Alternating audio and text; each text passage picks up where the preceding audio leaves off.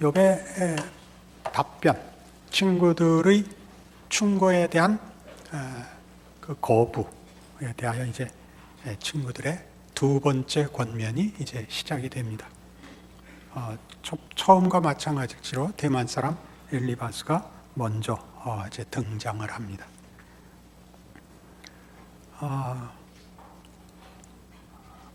1절에서 16절까지는 말하자면 너 교만하다. 네가 이렇게 자신만만하게 남의 충고를 거절할 만큼 네가 잘났냐? 이렇게 하는 얘기고, 20절 이하는 악인은 아무리 잘난 척 해봤자 결국 패망으로 심판으로 끝난다 하는 일종의 공갈 협박 및 저주입니다. 그래서 엘리바스는 그 처음에 했던 4장과 5장에서 했던 동일한 주장을 이제 반복하며 좀 더 강도를 높이고 있습니다. 문제는 이 욥기에 등장하는 친구들의 충고가 내용상 옳다는 사실입니다. 그게 이제 우리가 욥기를 읽을 때 어려운 점입니다. 욥기에 나오는 친구들의 충고는 다 옳은데 결론에 가면 욥이 옳고 세 친구가 틀렸다고 하나님이 판정을 한다는 사실입니다. 이게 그래서 우리가 읽을 때 어렵습니다. 그러니까 이제 예수 믿는 사람들이 어떤 이제 무슨 그 권면을 하거나 혹 누구를 위로할 일이 있어서 성경을 인용할 때 우리 잘 아는 내 처음은 미약하였으나 나중은 심히 창대하리라. 그거 욥기에 나오는 친구들의 이야기입니다. 그 말은 옳은 말이고 맞는 말인데 그러면 하나님이 욥이 옳고 친구들이 틀렸다고 하는가 하는 문제지요.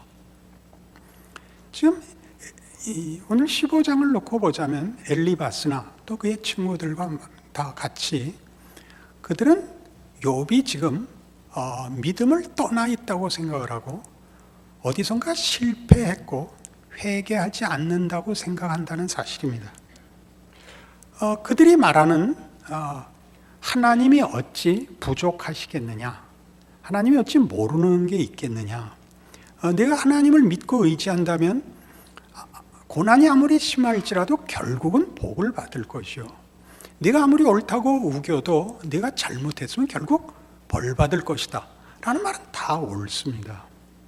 그러나 이제 욥기에서 성경이 하고 싶은 얘기는 그게 맞으면 다가 아니라는 거죠. 어렵죠. 옳으면 다가 아니라는 얘기라는 게 욥기입니다. 욥은 자기가 당한 일을 자기가 알고 있는 신앙의 지식으로 이해하지 못하겠다고 지금 그러는 겁니다. 그러니까 이 욥의 필사적인 불평에서 보여주는 경건을 친구들은 못 보고 있습니다. 필사적인 불평에서 보여지는 경건, 그런 말이 있나요? 앞뒤가 안 맞죠? 필사적인 불평에서 보여지는 경건. 저는 조금 이해가 됩니다. 여러분, 그 삶의 어려움과 그 절망 앞에 섰을 때 그것을 하나님께 돌리는 것은 아주 믿음이 없는 행위이기도 하고 아주 믿음이 좋은 행위이기도 하고 그럽니다. 자기가 져야 할 책임을 신에게 던지는 행위이기도 하고 가장 하나님을 놓을 수 없어서 마지막까지 그걸 하나님께 묻는 사람이 있습니다. 이거 체스터튼이라는 사람이 한 말이니까 인용해도 될 것입니다. 어려운 표현이니까 깊이 이해해 주시기 바랍니다. 창녀촌에 창을 두드리는 노크 소리는 하나님의 집의 문을 두드리는 소리다. 그런 말을 남겼습니다. 만만치 않은 얘기죠. 쾌락을 찾아가는 일이 늘 있는 일이지만 그게 아니고 절망을 어떻게 혼자 감당할 수 없어 몸부림치는 치열한 불평과 응답해 주시기를 바라는 필사적인 몸부림이 있다는 걸 아십니까? 고개를 끄덕일 수 없는 질문이라는 건 제가 알고 있지만 기독교 신앙이라는 것은 여러분들이 알고 있는 것보다 훨씬 큰 겁니다. 우리가 사실 일본이 망했을 땐 우리가 기독교에서 뭐라고 말을 했냐면 그 우상 딱지들 섬기더니 하나님 앞에 벌을 받았다. 그리고 이제 믿는 우리 진영에서 나온 얘기 중에는 그 망할 무렵에 환상을 봤다는 사람들도 많이 나옵니다. 기도 중에 해가 떨어지는 환상을 봤다. 해가 일본의 상징이기 때문에 그래서 일본이 망한다는 걸 하나님이 내게 보여주셨다라는 증언들을 들었습니다. 그럼 6.25는 뭡니까? 6.25는 순교자를 내고 그렇게 잘 믿은 한국에 하나님이 그 처참했던 전쟁이거든요. 우리는 납득이 가지 않습니다. 사실은 왜 그 고생을 했어야 되는지. 그 탈북자들이 와서 북한에서 고생한 얘기를 했을 때 우리 피난 시절의 그 사진들과 그걸 보여주면 그들이 웁니다. 6.25 동란 때 쫓겨온 이북 피난민들이 어떻게 살았는지 보고 놀랍니다. 자기네들만 고생한 게 아니라는 사실 때문에 우는데 그 동정해서 우는 건 아니겠죠. 삶이 얼마나 만만치 않은 것인지를 감당할 수 없어서 우는 것이라고 생각합니다. 그러니까 지금 욥기에서 우리가 놀라는 것은 이 세 친구의 옳은 것이 하나님 앞에 말하자면 틀렸다라고 결말을 보게 되는 것은 그것을 어떻게 사용하는지에서 틀렸다는 얘기라고 보아집니다. 욥은 끊임없이 이 필사적인 불평으로 하나님께 나아갑니다. 하나님께 나아가는데 필사적인 불평으로 하나님께 나아간다는 말은 무슨 뜻이냐면 지금 이 친구들의 말에 의하면 그건 하나님께까지 갖고 갈 필요 없이 하나의 원칙에서, 그죠? 하나의 당연한 상식에서 옳고 그름이 판단될 문제인데 틀린 주제, 저들이 보면 고난을 당하고 어려움을 당하는 건 분명히 하나님 앞에 뭔가 잘못한 증거입니다. 그 주제에 하나님을 만나자고 그러는가? 이렇게 된 겁니다. 이해하시겠습니까? 그럼 제가 여러분에게 이렇게 물을 수 있습니다.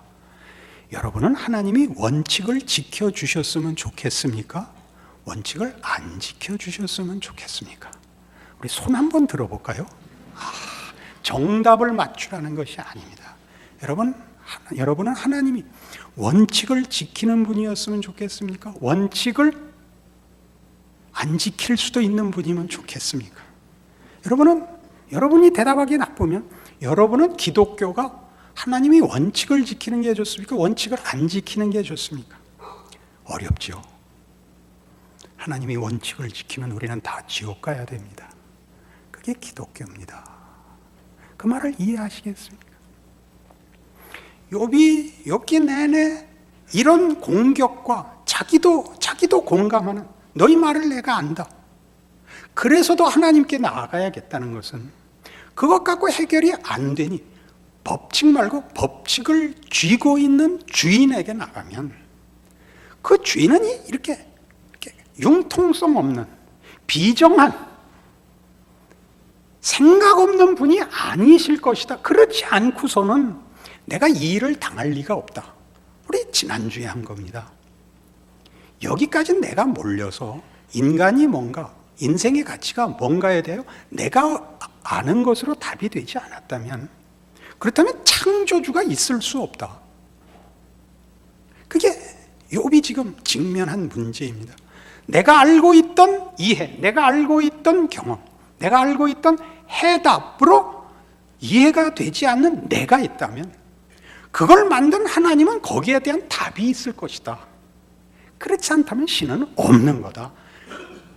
내가 답이 되지 않는 갈등과 절망 속에 빠져 있다면, 그것을 인간이 해결할 수 없어서 울부짖어야 한다면 신은 거기에 대한 답을 갖고 있어야 된다. 그렇지 않다면 창조의 자격이 없다. 이렇게 말하고 있는 것입니다. 좋으십니까? 그렇지 않으시군요. 우리는 이 인간이 얼마나 불가해한 존재인지를 아는 것만큼 하나님을 알게 됩니다. 아무도 인간을 구원해 줄 수가 없고, 인간의 깊은 그 갈증을 해결할 수가 없습니다. 그건 본인이 아는 것만큼 압니다. 그것을 본인이 해결할 수 없다는 것을 아는 것만큼 하나님을 알게 됩니다. 그러니까 사실은 기독교 신앙에서 제일 어려운 게 뭐냐 하면 옳을 때입니다. 그 옳은 걸 어떻게 쓰느냐죠. 그러니까 이제 사심이 없을 때가 제일 곤란합니다. 사심이 없으면 옳다고 생각을 하거든요. 내가 내 이해관계나 음흉한 무슨 다른 딴 생각을 하지 않고 있을 때, 그때는 무조건 옳다고 생각을 하죠. 옳습니다. 옳은 게 다가 아니다죠. 여기가 우리 예수의 오심입니다. 말이 안 되는 거죠. 하나님이 죄인을 구하러 죄인과 동일한 모습으로 찾아오셨다를 우리는 사실은 죽었다 깨도 이해할 수가 없습니다. 문제는 그게 사실이라는 사실입니다. 그러니까 예수를 믿는다는 말의 무시무시함은 이해가 되는 것이 아니라 그게 사실이라는 데 있습니다. 예수를 만나면 우리가 누구이며 예수가 왜 필요한지를 알게 됩니다. 그게 예수를 믿는다는 표현입니다. 근데 예수를 믿어서 예수가 필요 없는 하나님을 만나서 하나님이 다만 원칙에 묶여있지 않은 하나님이기를 바라는 자리, 그래야만 되는 자신의 위치를 이해하지 못해서 하나님한테까지 갈 필요 없어. 여기서 얘기해봐. 선은 이렇고 후는 이렇잖아. 네가 잘못했네.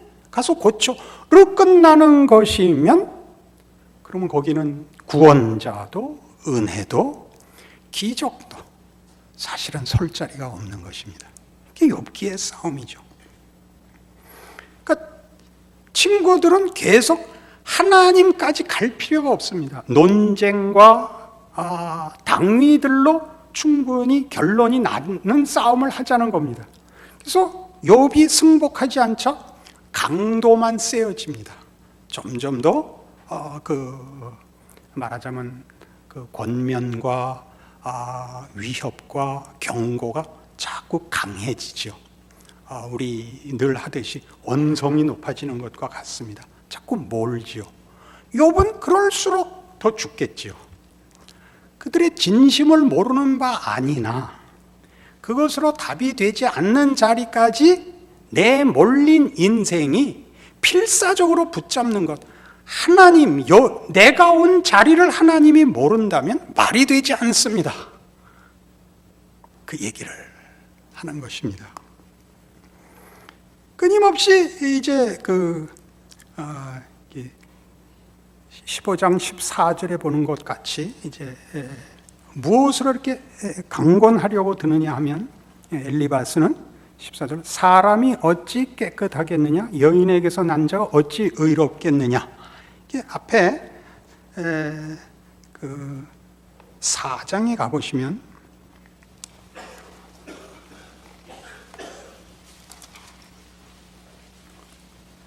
아,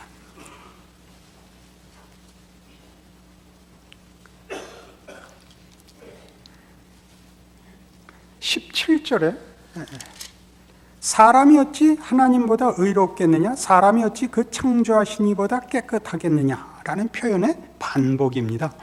이제 다른 표현으로 사람이 무엇이 관대, 한계를 인정하고 빨리 항복하라로 몰고 있는 겁니다.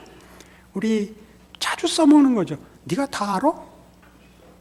네가 하나님이야? 왜 네가 고집을 부려? 네가 내 인생을 알아? 이렇게 우리 한계로 몰죠. 상대방을 항복시키려고 하는 겁니다. 쉽게 항복시키려고 하고.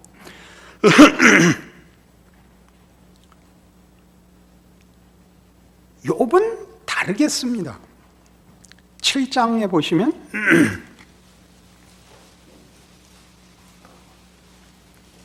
17절, 사람이 무엇이기에 주께서 그를 크게 만드사 그에게 마음을 두시고 아침마다 권징하시며 순간마다 단련하시나이까.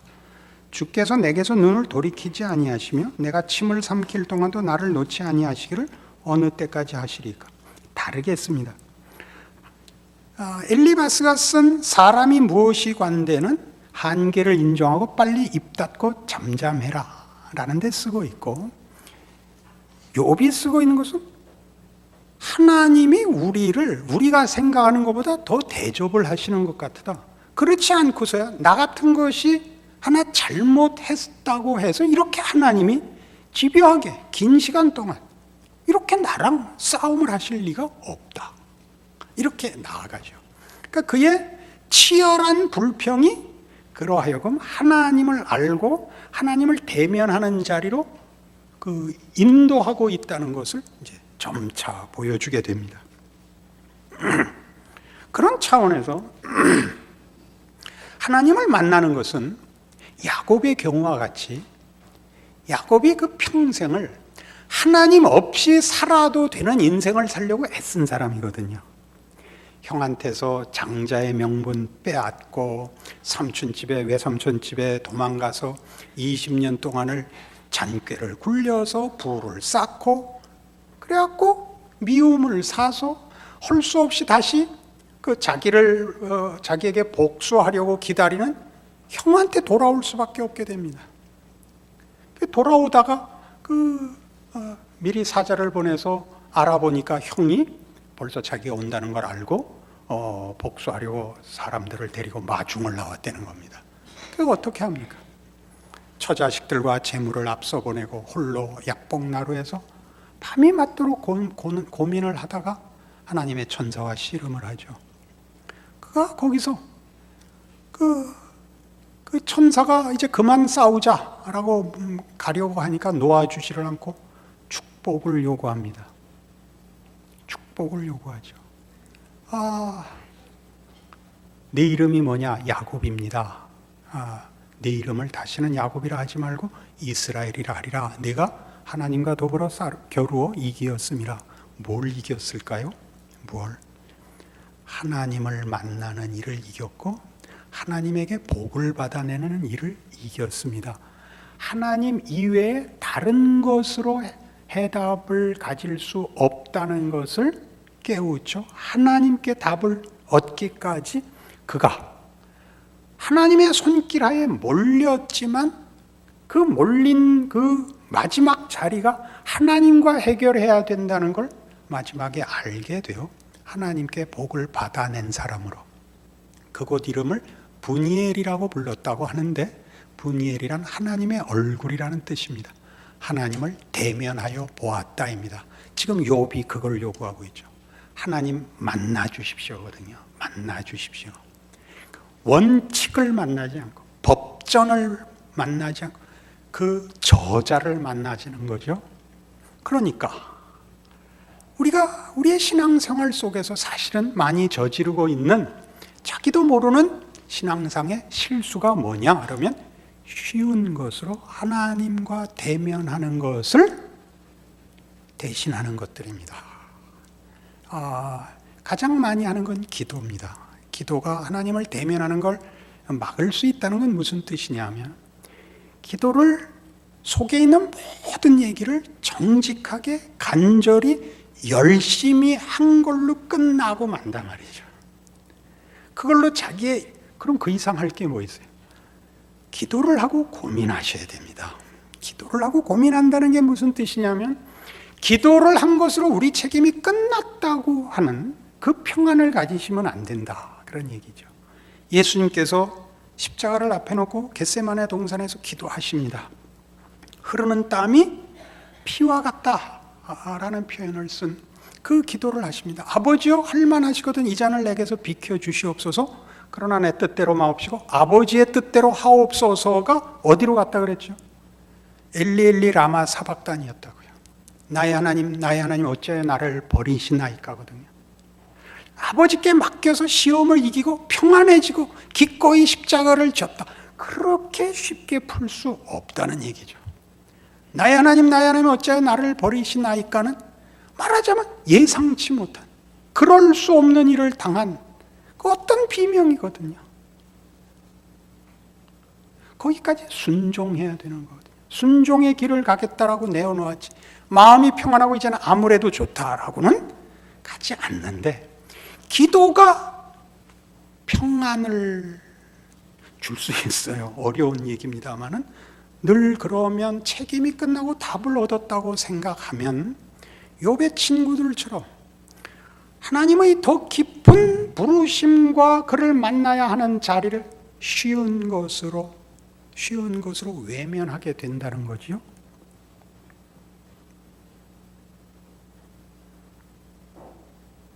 안 했던 고민을 해야 되게 됐나요? 여러분, 저는 나이가 들면 젊어서 고생하고 그 다음에는 이제 말년에는 이렇게 회상하며 반추하며 커피나 마시는 인생이 되는 줄 알았습니다.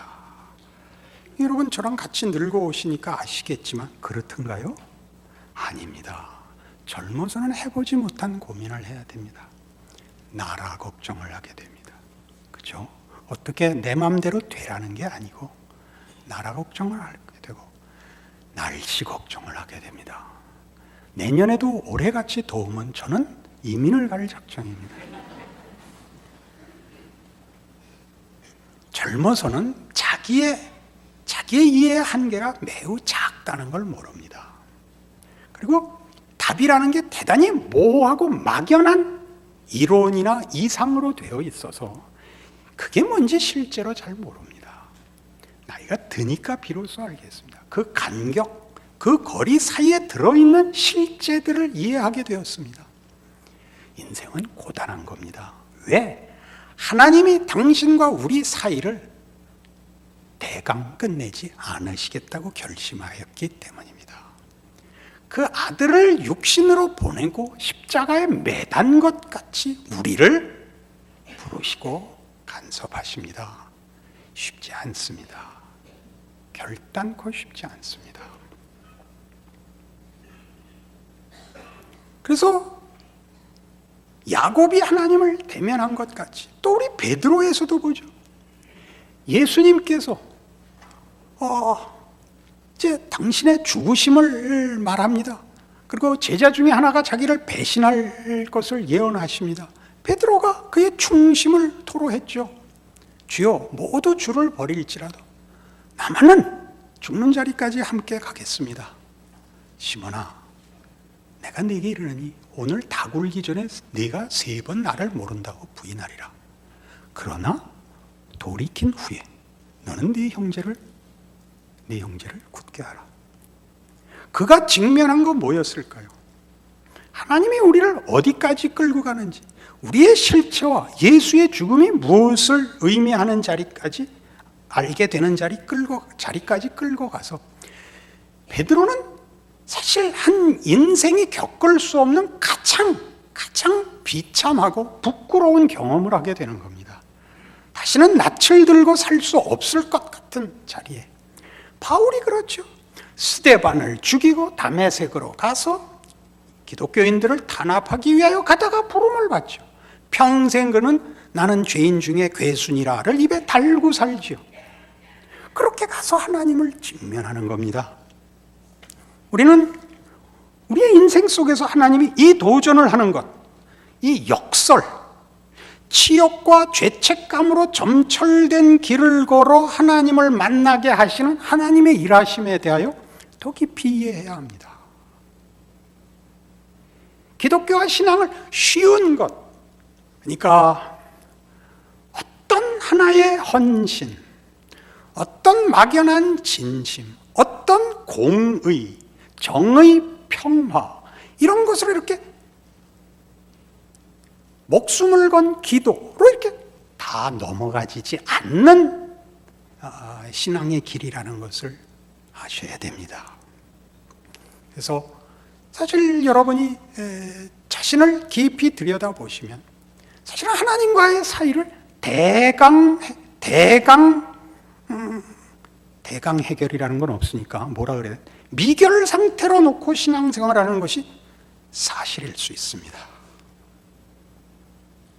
대강. 그건 여러분 각각 아시겠죠. 저도 젊은 날은 돌이켜보니까 대강 살았습니다. 제가 스스로 생각이 훌륭해진 건 3년 전부터였습니다. 2010년부터인데 그때 죽을 것 같이 1년을 알았습니다. 죽음의 얼굴을 대면하자 그 얼굴을 만나지 않고는 하나님을 만날 수 없다는 걸 알게 됐습니다. 구원을 논하는 것 아닙니다. 이해하시죠? 구원이 시작한 여정입니다. 구원받고 만세 부르면 끝나는 것이 아니라 죽었다고 복창해야 되는 길의 시작이었더라 말이죠. 그것이 욥기입니다.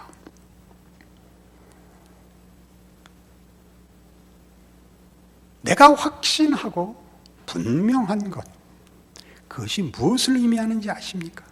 내가 확실하고 나에게 분명한 것은 하나님은 우리를 구원하기 위하여 그 아들을 보냈다는 사실만 분명합니다. 여호와는 자비롭고 은혜롭고 노하기를 더디하고 인자와 진실이 풍성하다는 걸 압니다. 그리고 거룩하시다는 사실도 압니다. 그러니 우리를 죄악에 방치하지 않기로 했습니다. 당연히 거룩해져야 됩니다. 그 거룩으로 가는 길은 다만 옳고 그런 것보다 훨씬 깊고 무서운 길입니다. 그리고 영광되고 감사한 길입니다. 욥기 전체에 나타나는 욥의 무시무시한 비명과 불평과 절망과 그 절규를 지나 그 모든 것을 감사와 7배나 더 받는 복으로 가는 길입니다. 다른 길은 없습니다.